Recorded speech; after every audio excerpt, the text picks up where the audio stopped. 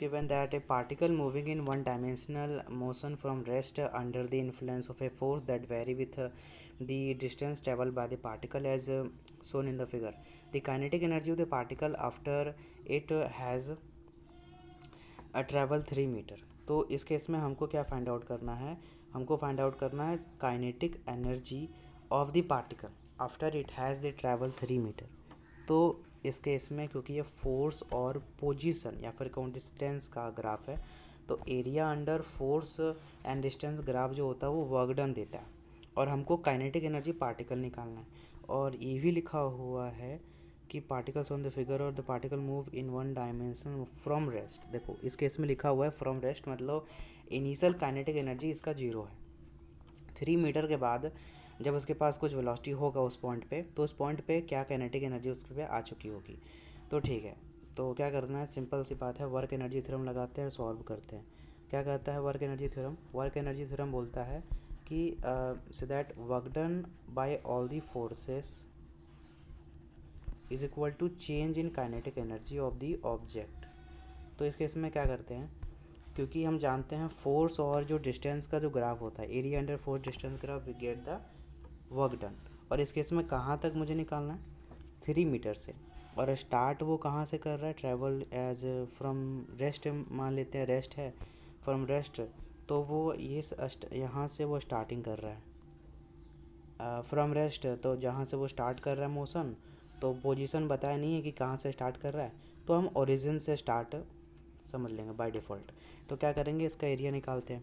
तो यहाँ से यहाँ तक एक रेक्टेंगल बन रहा है, उसके बाद एक ट्रायंगल बन रहा है, उसके बाद एक फिर से रेक्टेंगल बन रहा है. तो उसको सॉल्व करते हैं. नहीं, यहाँ एक क्या है, 2 है, ये भी 2 है और ये भी 2 है, तो इसका मतलब स्क्वायर है. ये एक राइट एंगल ट्रायंगल और ये रेक्टेंगल. ठीक है, तो सॉल्व करते हैं. तो क्या लिखेंगे, एरिया अंडर ग्राफ.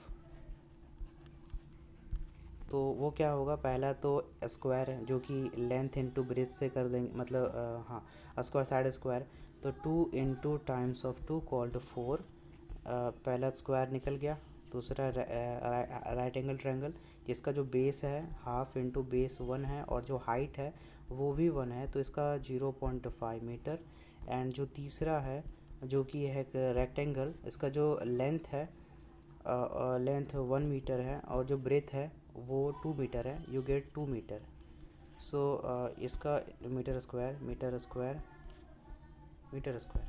सो सारे को ऐड कर दो तो वर्क डन टोटल पता चल जाएगा, जो कि हमको पता चलता है कितना है, 6.5 मीटर 6 जूल आएगा, जो कि एक तरह से समझ लो कि चेंज इन काइनेटिक एनर्जी के बराबर है. चेंज इन काइनेटिक एनर्जी के बराबर है. और ये कहाँ से कहाँ तक है, ओरिजिन से लेकर 3 मीटर तक. ठीक है, तो 0 मीटर पे जो काइनेटिक एनर्जी, मतलब kinetic energy final minus kinetic energy initial लिखेंगे. तो 0 मीटर पे जो काइनेटिक एनर्जी था वो, इसको लिख देते हैं अच्छे से,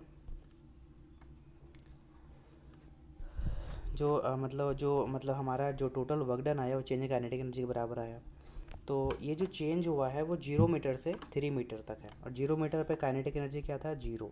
तो इनिशियल 0 हो गया, तो टोटल जो टोटल काइनेटिक एनर्जी होगा वो काइनेटिक एनर्जी गेन कर चुका होगा ऑब्जेक्ट जब वो 3 मीटर पे होगा.